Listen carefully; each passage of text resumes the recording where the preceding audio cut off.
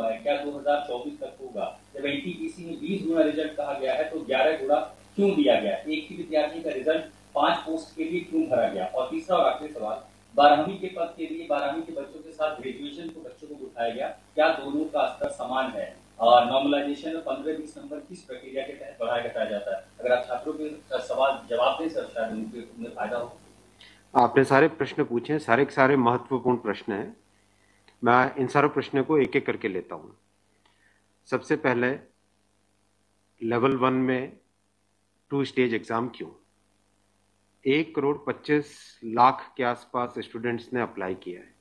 इतनी बड़ी संख्या में देश भर में अगर रिक्रूटमेंट करना है तो आपको एक लेवल के एग्जाम से, सिंगल एग्जाम से करना बहुत मुश्किल है। फिर भी हम इसको री एग्जामिन करेंगे।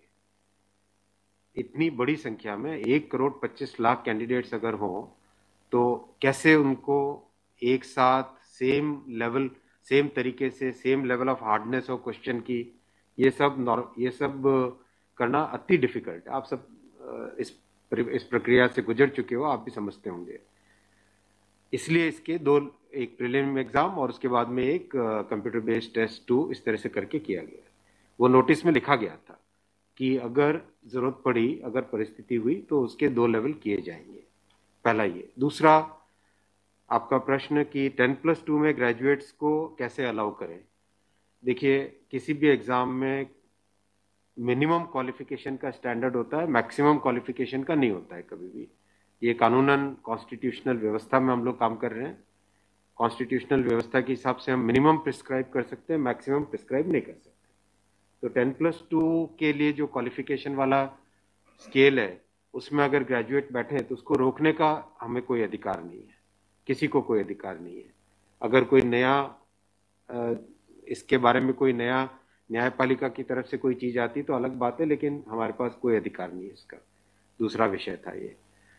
तीसरा विषय आपने रखा समय का।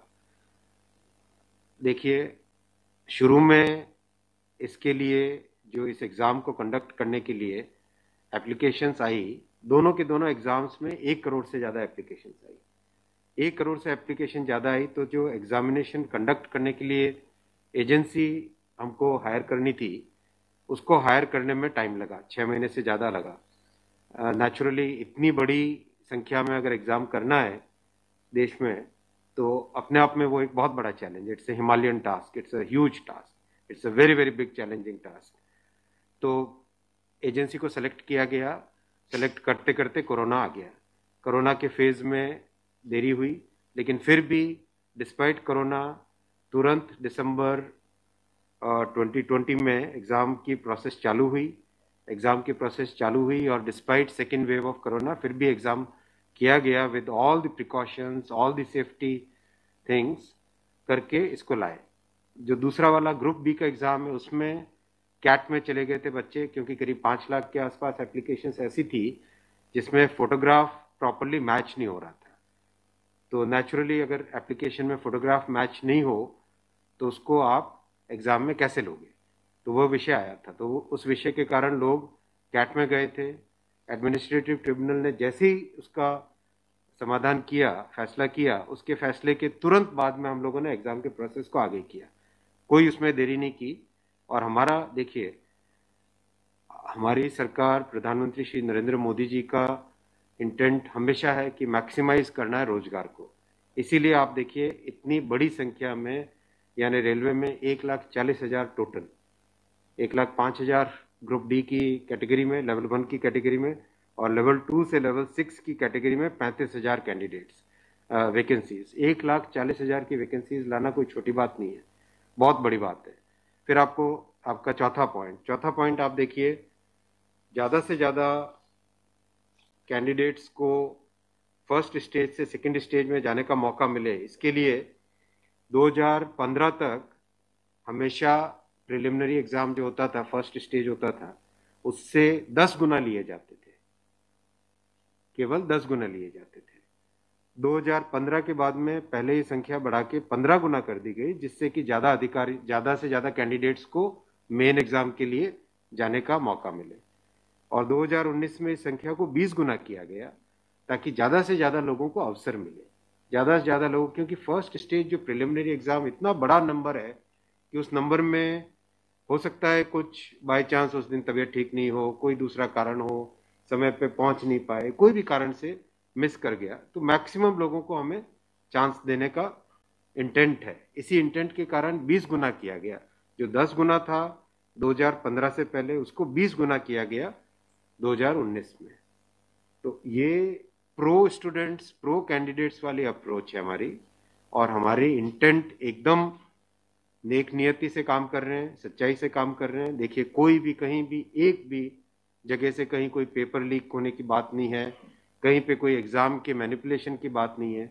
जो आज सिर्फ मुद्दा है, मुद्दा सिर्फ इतना है कि शॉर्टलिस्ट कैंडिडेट्स कितने किए जाए, यही मुद्दा है। इस मुद्दे को सॉल्व करेंगे, इसको भी हम बहुत सेंसिटिवली सॉल्व करेंगे। हमारे लिए छात्र हमारे साथी हैं, हमारे भाई हैं, हमारी बहनें जो एग्जाम दे रहे हैं, तो हमारे लिए बहुत इंपॉर्टेंट है, हम इसको बहुत सेंसिटिवली हैंडल करेंगे। तस्वीर और दिखाई पड़ी बच्चों पर लाठीचार्ज, कल रात को आपने देखा, अगर तस्वीरें दिखाई हो हॉस्टल में घुस, मैं आपको इतना बताना चाहूंगा कि जो लोग किसी भी अपनी खुद की संपत्ति को अगर जलाते हैं, खुद की संपत्ति पे अगर अटैक करते हैं, उसको डिस्ट्रॉय करने की कोशिश करते हैं, तो उसमें जो प्रक्रिया पुलिस की होती है वो होनी, अगर हुई है, मेरी बात आप इसमें स्पष्ट रखिए कि मैं छात्रों को कह रहा हूं कि आपकी संपत्ति है, आप अपनी संपत्ति को जलाने के लिए क्यों बाहर निकले।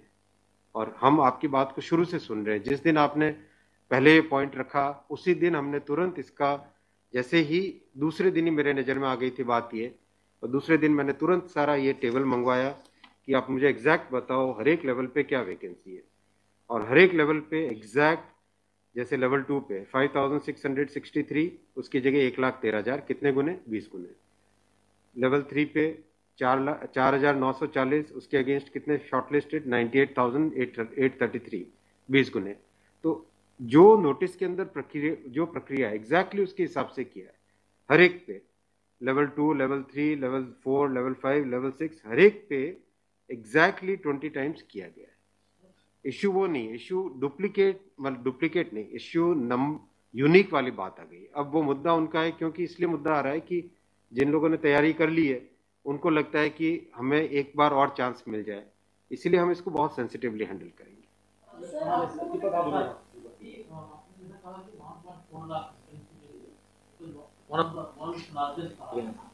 As of now, how many recruitment has happened, and by when all these things will be done? Because it was announced. यही तो रिक्रूटमेंट चल रहा है। देखो, इतना मैसिव, मैं आपको पूछूं कि वर्ल्ड का सबसे बड़ा एग्जाम कौन सा है? वर्ल्ड का अगर, या इंडिया का भी अगर बड़े एग्जाम्स देखें, तो बड़े एग्जाम्स में जेई बहुत बड़ा एग्जाम होता है, सिविल सर्विसेज बहुत बड़ा एग्जाम होता है, स्टाफ सिलेक्शन कमीशन का बहुत बड़ा एग्जाम। इन सब एग्जाम्स में एप्लीकेशंस की संख्या होती है 5 से 7 लाख, 8 लाख, 10 लाख। यहाँ 1 करोड़ एप्लीकेशंस है। आप ये तो देखिए ना कि कठिन कितना है। 1 करोड़ एप्लीकेशन, 1.25 करोड़ एप्लीकेशन, 1 करोड़ 25 लाख, 1 करोड़ 35 लाख, उसमें समय लगता है। But this is something government was aware. In a country where there is so much of unemployment, when there will be vacancy like this, everyone will apply. इसीलिए तो टाइम तो इतना लगेगा ही। अगर आपको इस एग्जाम को ढंग से करना है, इतना टाइम लगेगा, चाहे कोई करे। और उसके बाद भी आज देखा कि गया से आगजनी की तस्वीरें आ रही हैं। क्या ये कन्वे नहीं हो पा रहा है? कहाँ पर ये लैक ऑफ कम्युनिकेशन आपको लग रहा है, या मैटर पॉलिटिसाइज हो चुका है? नहीं, कुछ लोग इसका गलत फायदा उठा रहे हैं, और मैं उनसे भी निवेदन करूंगा कि छात्रों को भ्रमित न करें, कोई गलत इसका उपयोग न करें। ये छात्रों का मामला है, ये देश का मामला है, इसको हमें सेंसिटिवली हैंडल करना चाहिए, और इसमें हर तरीके से संवेदनशीलता के साथ इस मामले को लेना चाहिए। सर, कुछ छात्रों के ऊपर FIR भी दर्ज की है, कुछ पुलिस के स्टडी में भी अभी के समय में है, ऐसी खबरें आ रही हैं। आप खबरों की जांच करिए। देखो, जो पुलिस की प्रक्रिया है वो अलग चीज है। मैं अभी, मुद्दा है जो, उस मुद्दे को कैसे सॉल्व करें उस पर सोचना चाहिए, हमें फॉरवर्ड लुकिंग होना पड़ेगा। मेरा एक सवाल है कि जिन राज्यों में हिंसा की खबरें या फिर जो रेल रोकने का जो मूवमेंट चल रहा है, ट्रैक पे स्टूडेंट बैठे हैं, क्या उन राज्यों के मुख्यमंत्री से आपकी बात हुई है, और क्या कुछ आप लोग की इस संदर्भ में कि कैसे? बिल्कुल, सब जगह लॉ एंड ऑर्डर स्टेट का जो रोल होता है, राज्यों के मुख्यमंत्रियों ने भी बहुत संवेदनशीलता के साथ काम किया है, और हम भी कॉन्स्टेंटली टच में हैं, कंटिन्यूसली टच में हैं। और जो आज कमेटी की बात भी सबके पास जा चुकी है ऑलरेडी, और मेरे ख्याल से ज़्यादातर जगह से स्टूडेंट्स ने इस विषय को स्वीकार भी किया है। और मैं अभी भी रिक्वेस्ट करूंगा एक बार फिर सारे स्टूडेंट बंधुओं को, छात्रों को, कैंडिडेट्स को कि आप प्लीज़ अपनी ग्रीवेंसेस को, अपने पॉइंट को, अपने कंसर्न को, अपने विषय को, अपने मुद्दे को फॉर्मली रखिए। हम इसको एकदम संवेदनशीलता के साथ टैकल करेंगे।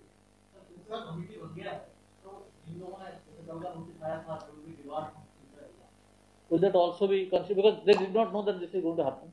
नहीं, देखो, कमिटी एक बहुत ही सीनियर ऑफिसर्स की है और ये कमेटी हर चीज़ को, जितने भी मुद्दे इसमें आएंगे, हर एक मुद्दे को जल्दी से जल्दी, इसमें कमेटी का टाइम लिमिट भी दिया। कितना टाइम दिया हमने?